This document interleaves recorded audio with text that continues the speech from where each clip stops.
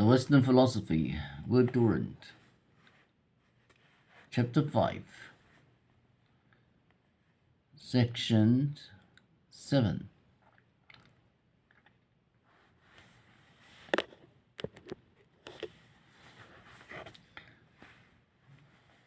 Voltaire. The Encyclopedia and the Philosophic Dictionary. The popularity of so irreverent a book as Candide gives us some sense of the spirit of the age. The lordly culture of Louis XIV time, despite the massive bishops who spoke the eloquent part in it, had learned to smile at dogma and tradition.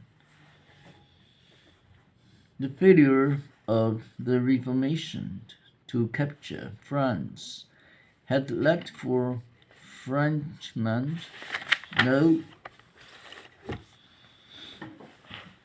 halfway house between infallibility and infidelity, and while the intellect of Germany and England moved largely in the lines of religious evolution, the mind of France leaped from the heartbeat which had massacred the Huguenots to the cold hostility with which Lamartine, Helvetius, Holbach, and Diderot turned upon the religion of their fathers. Let us look for a moment at the intellectual environment in which the later Voltaire moved and had his being.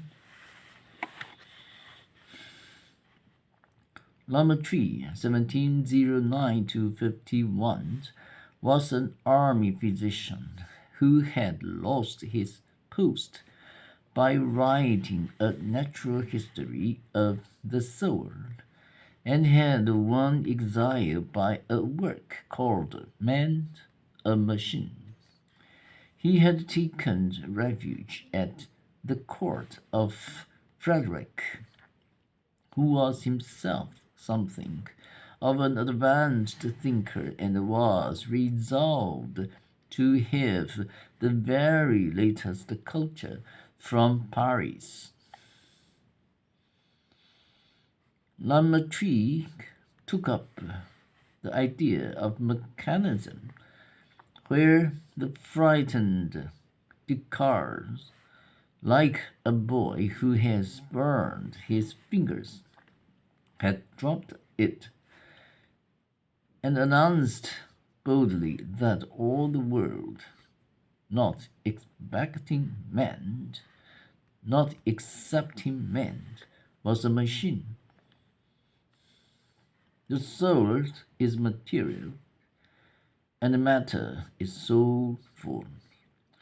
But whatever they are, they act upon each other, then they grow and decay with each other in a way that leaves no doubt of their essential similarity and interdependence. If the soul is pure spirit, how can enthusiasm warm the body, or fever in the body disturb the processes of the mind? All organisms have evolved out of one original germ through the reciprocal action of organism and environment.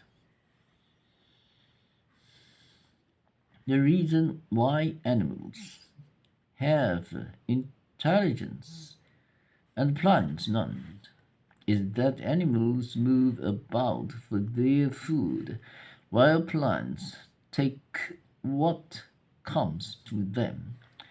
Man has the highest intelligence because he has the greatest wants and the widest mobility.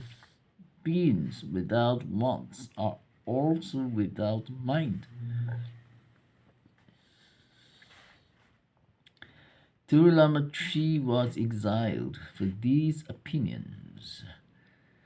Helvetius 1715-71, who took them as the basis of his book on man, became one of the richest men in France and rose to position and honor.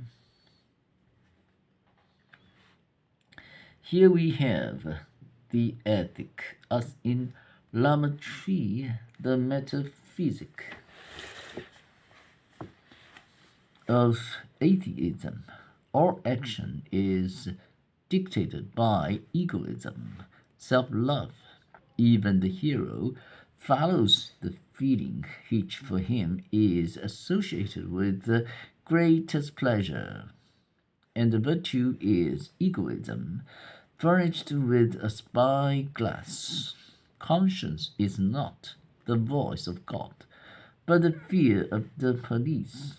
It is the deposit left in us from the stream of prohibitions poured over the growing soul by parents and teachers and the press. Morality must be founded not on theology but on sociology, the changing need of society, and not any unchanging revelation or dogma must determine the good. The greatest figure in this group was Denis Diderot, 1713-84. His ideas were expressed in various fragments from his own pen, and in the system of nature of Baron de Halbach, 1723-89, whose salon was the center of Diderot's circle. If we go back to the beginning, says Holbach, we shall find that ignorance and fear created the gods, that fancy, enthusiasm, or deceit adorned or disfigured them, that weakness worshipped them, that credulity preserves them, and that custom respects and tyranny supports them in order to make the blindness of man serve its own interests. Belief in God, said Diderot, is bound up with submission to autocracy. The two rise and fall together, and man will never be free till the last king is strangled with the entrails of the last priest. The earth will come into its own only when heaven is destroyed. Materialism may be an oversimplification of the world. All matter is probably instinct with life, and it is impossible to reduce the unity of consciousness to matter and motion. But materialism is a good weapon against the church and must be used till a better one is found. Meanwhile, one must spread knowledge and encourage industry. Industry will make for peace, and knowledge will make a new and natural morality. These are the ideas which Diderot and D'Alembert labored to disseminate through the great encyclopedic which they issued, volume by volume, from 1751 to 1772. The Church had the first volumes suppressed, and as the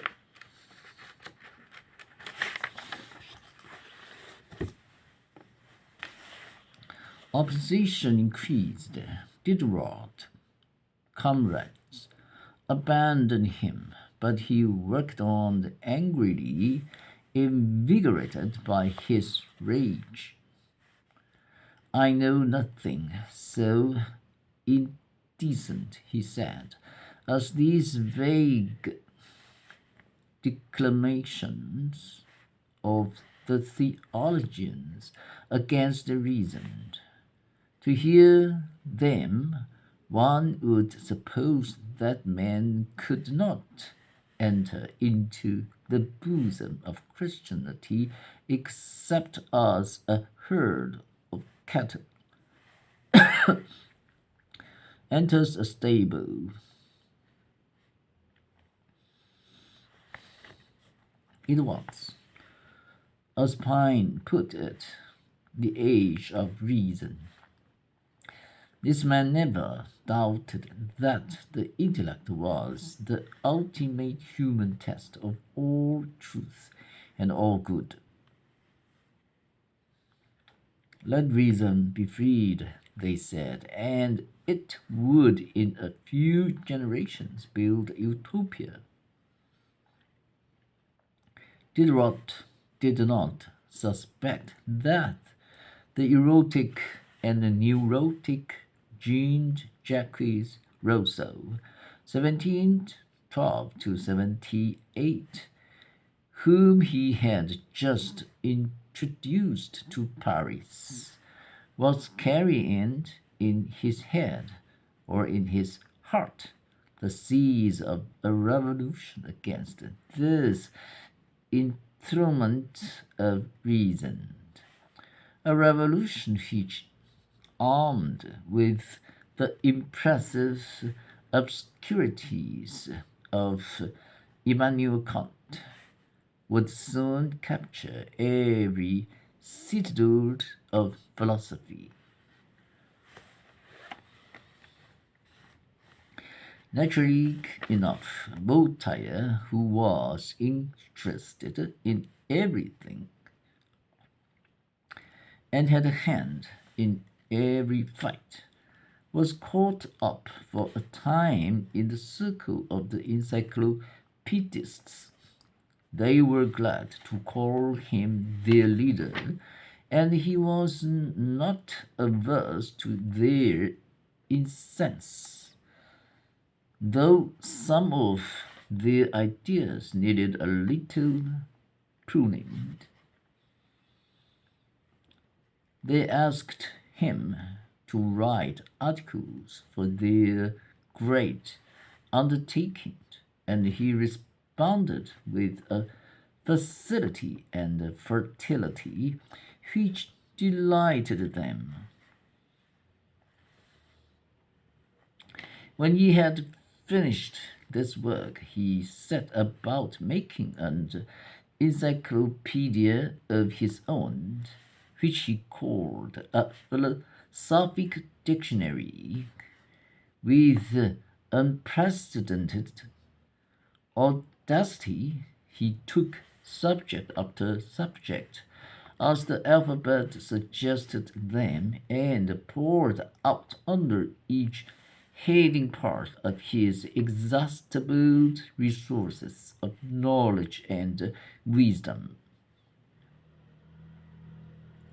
Imagine a man writing on everything and producing a classic none the less, the most readable and sparkling of Voltaire's works, aside from his romances.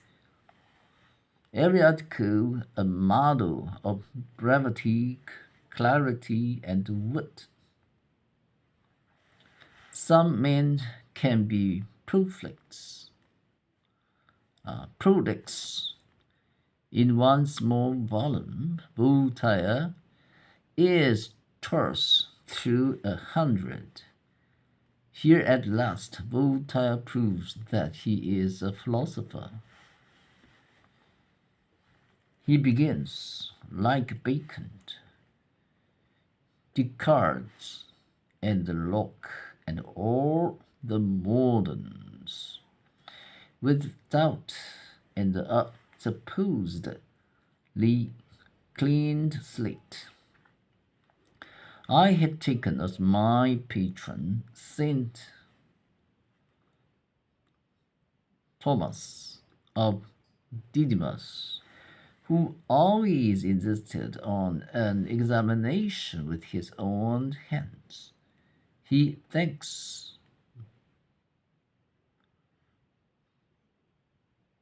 Bayle for having taught him the art of doubt. He rejects all systems and suspects that every chief of a sect in philosophy has been a little of quack. The further I go, the more I am confirmed in the idea that systems of metaphysics are for philosophers, what novels are for women.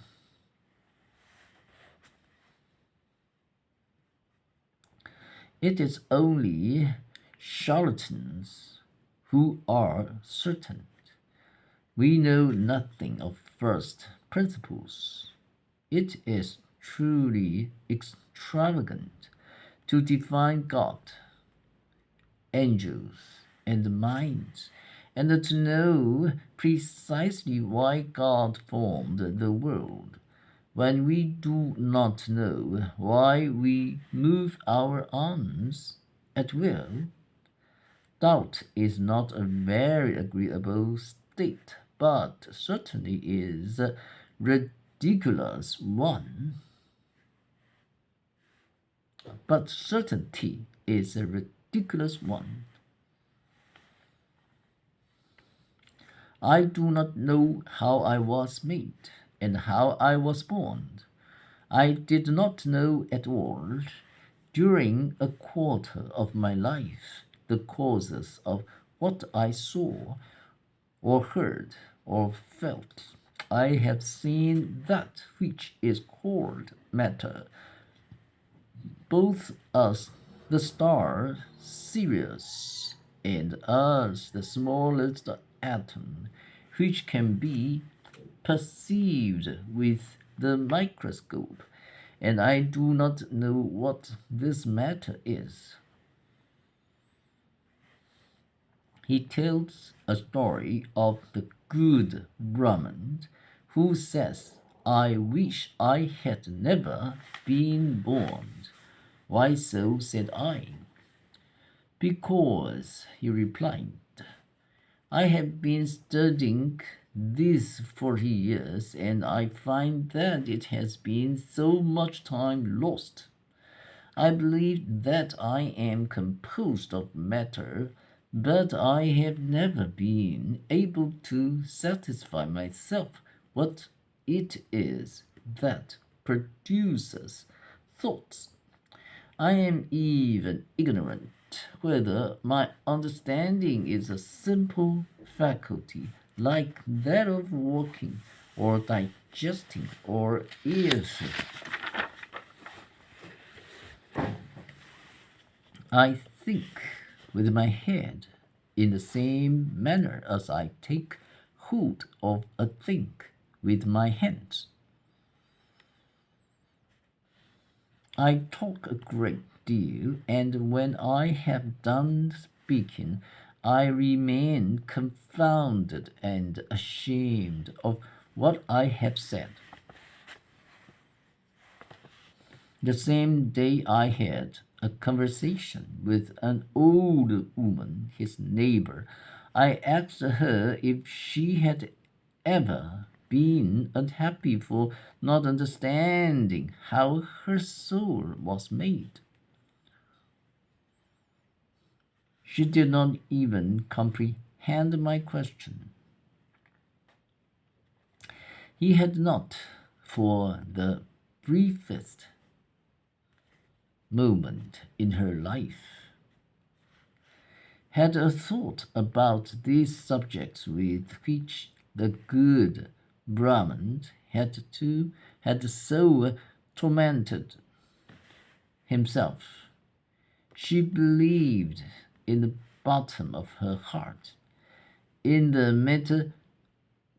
metamorphosis of Vishnu, and provided she could get some of the sacred water of the Ganges in which to make her ablutions, she thought herself the happiest of women.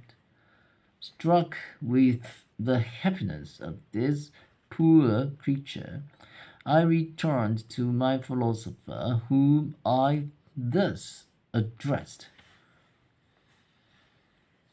Are you not ashamed to be thus miserable when not 50 yards from you there is an old automaton who thinks of nothing and lives contented?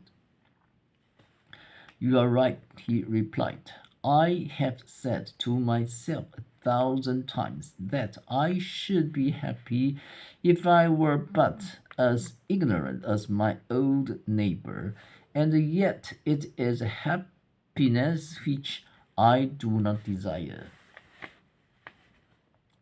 This reply of the Brahmin made a greater impression on me than anything that had passed.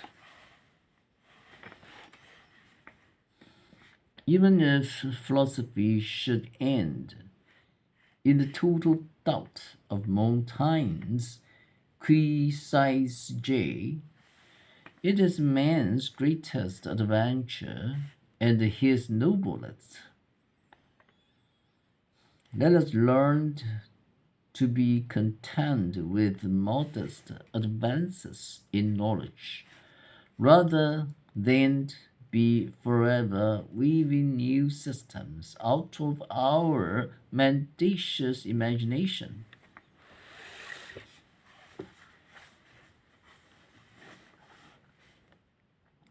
We must not say, let us begin by inventing principles whereby we may be able to explain everything. Rather, we must say, let us make an exact analysis of the matter, and then we should try to see with much difference if it fits in with any principle. The Chancellor Bacon had shown the route which science might follow, but then Descartes appeared and did just the contrary of what he should have done.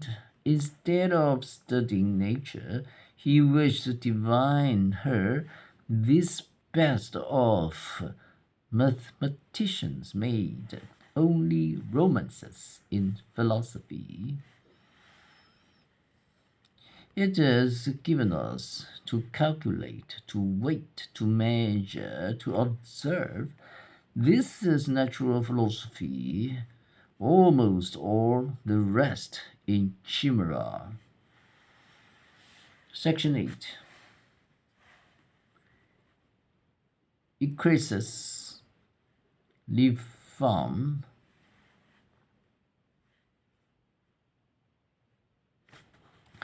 Under ordinary circumstances, it is probable that Voltaire would never have passed out of the philosophic calm of the courtier's skepticism to the arduous controversies of his later years.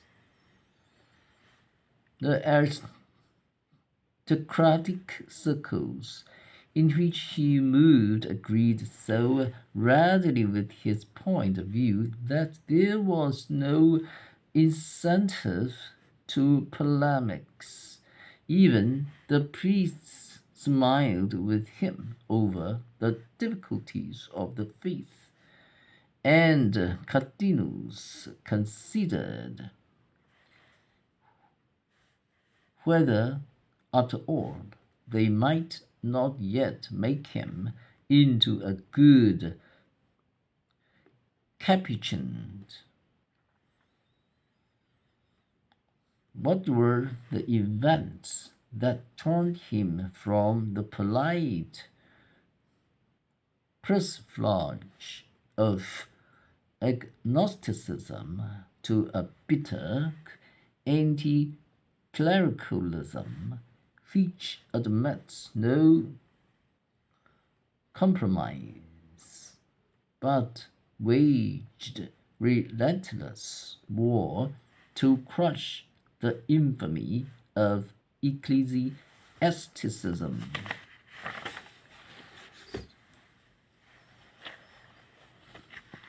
Not far from Ferney Lake Toulouse, the seventh city of France. In Voltaire's day, the Catholic clergy enjoyed absolute sovereignty there.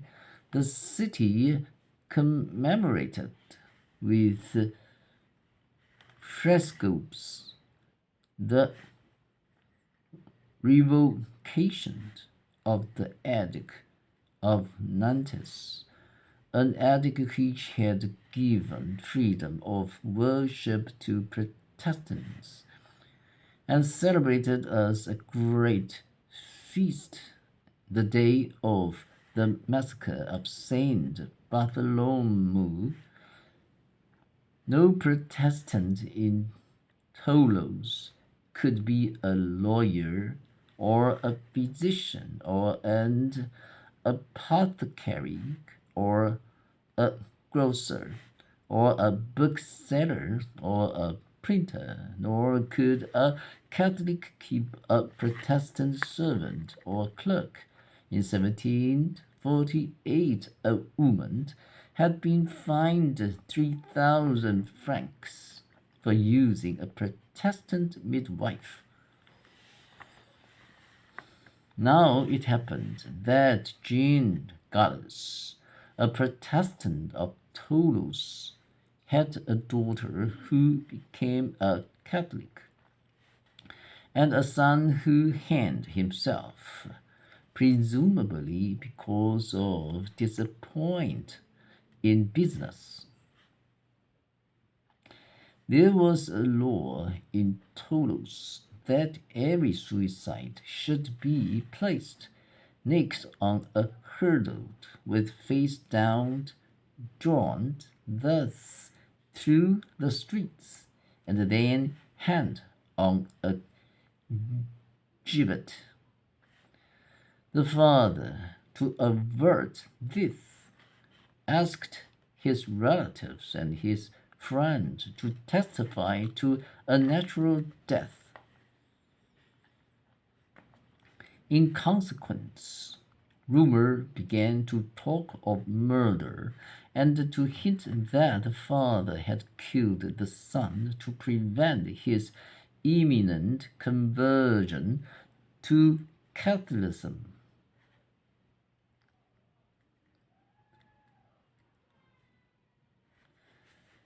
Gallas was arrested, put to the torture, and died soon after.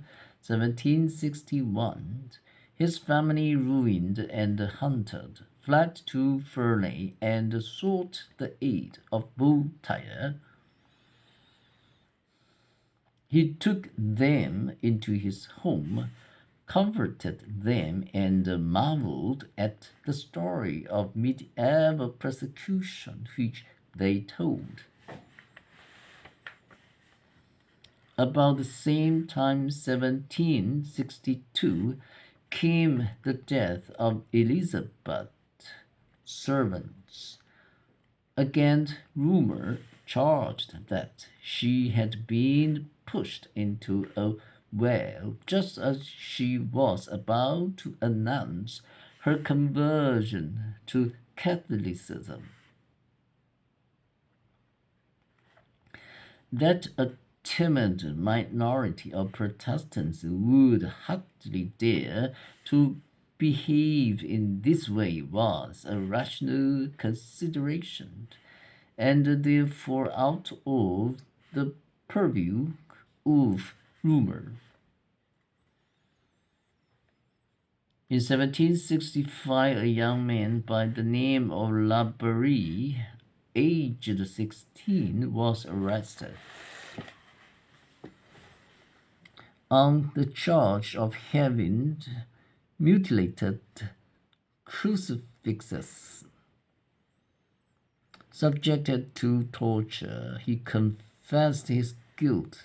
His head was cut off, and his body was flung into the flame, while the crowd applauded. A copy of Voltaire's philosophic dictionary, which had been found on the lad, was burned with him.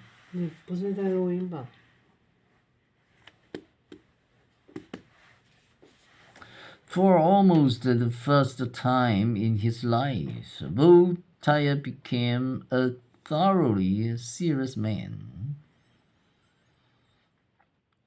When the Albert, disgusted equally with state, church, and people, wrote that hereafter he would merely mock at everything, Voltaire answered, "This is not a time for jesting. Wit does not harmonize with massacres. Is this the country of philosophy and pleasure? It is rather the country of the massacre of Saint Bartholomew." It was with Voltaire now as with Zola and Anatole France in the case of Dreyfus. This tyrannous injustice lifted him up. He ceased to be merely a man of letters and became a man of action too. He laid aside philosophy for war, or rather turned his philosophy into relentless dynamite.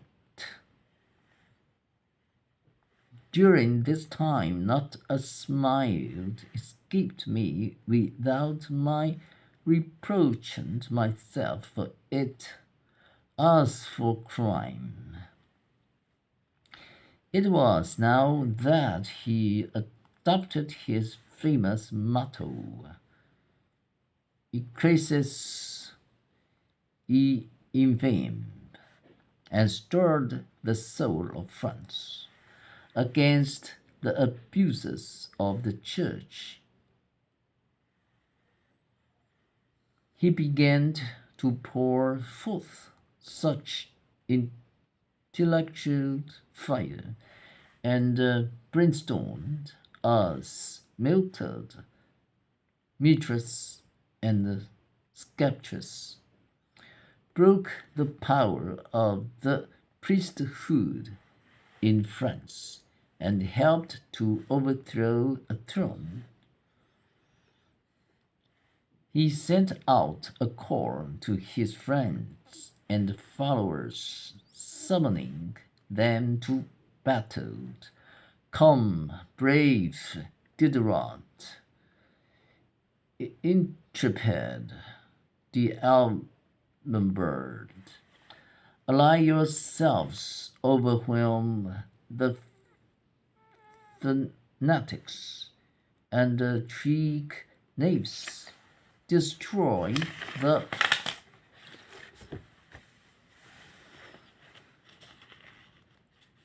insipid declamations, the miserable sophistries, the lying history, the absurdities without number. Do not let those who have sense be subjected to those who have none, and the generation which is being born will owe to us its reason and its liberty. Just at the crisis, an effort was made to buy him off through M.D. Pompadour. He received an offer of a cardinal hat as the reward of reconciliation with the church, as if the rule of a few tongue-tied bishops could interest a man who was the undisputed sovereign of the correspondence world of intellect. Voltaire refused, and like another Cato, began to end all his letters with "crush the infamy." He sent out his treatise on toleration. He said he would have borne with the absurdities of dogma had the clergy lived up to the sermons and had they tolerated differences. But subtleties of which not a trace can be found in the Gospels are the source of the bloody quarrels of Christian history. The man who says to me, "Believe as I do, or God will damn you," will presently say, "Believe as I do, or I shall assassinate you." By what right could a being created free force another to think like himself? A fanaticism composed of superstition and ignorance has been the sickness of all the centuries. No such perpetual peace as the Abbé de Saint Pierre had pleaded for could ever be realized unless men learned to tolerate one another's philosophic, political, and religious differences. The very first step towards social health was the destruction of the ecclesiastical power in which intolerance had its root. The section is over.